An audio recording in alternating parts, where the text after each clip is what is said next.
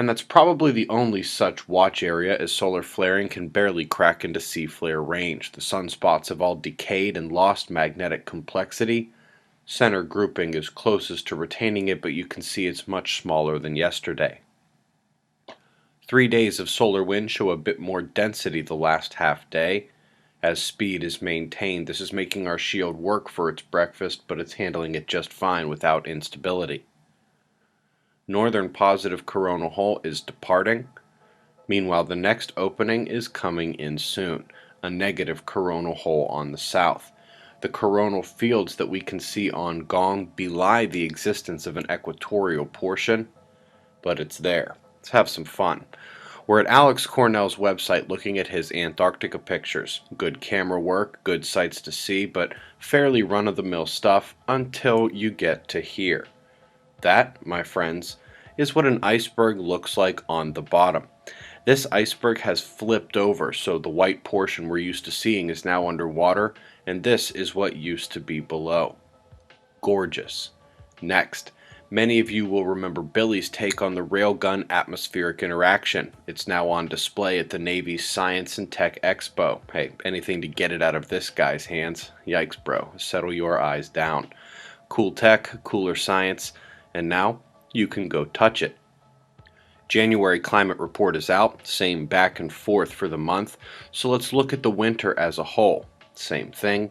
And now the last 12 months, February 2014 to January 2015, and if you look at just the maximum temperatures reached, it was the coldest year ever recorded for parts of the south, while the west saw record warmth.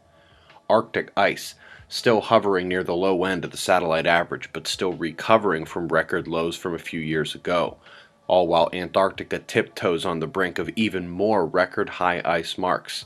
Le paradox continues.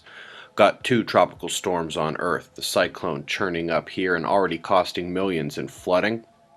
Typhoon forming in the middle of the West Pacific Islands, no major landfall expected. In the US and Canada, we continue to see the lows sucking in counterclockwise, producing storms across the land. Both are feeding off the moisture from an atmospheric river event that is drenching parts of the west coast. Still have flash flood and landslide warnings to the left, while the story to the east is snow, snow, snow. Europe still have the Mediterranean lows, but take a look at that powerful system north near Norway. This will indeed be a brutal winter event with the wind flow coming due south. It's about twice as powerful as the low in the sea to the south.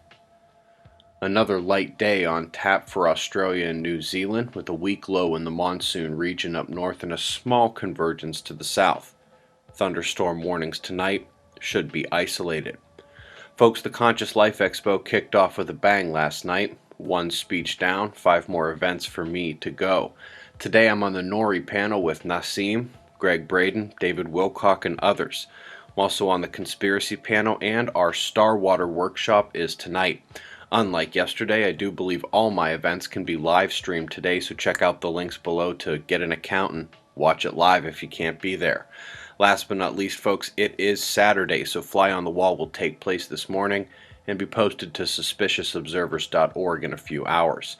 We've got the current conditions followed by shots of our star to close at 6:05 a.m. in the east, 3:05 a.m. out west. Eyes open. No fear. Be safe, everyone.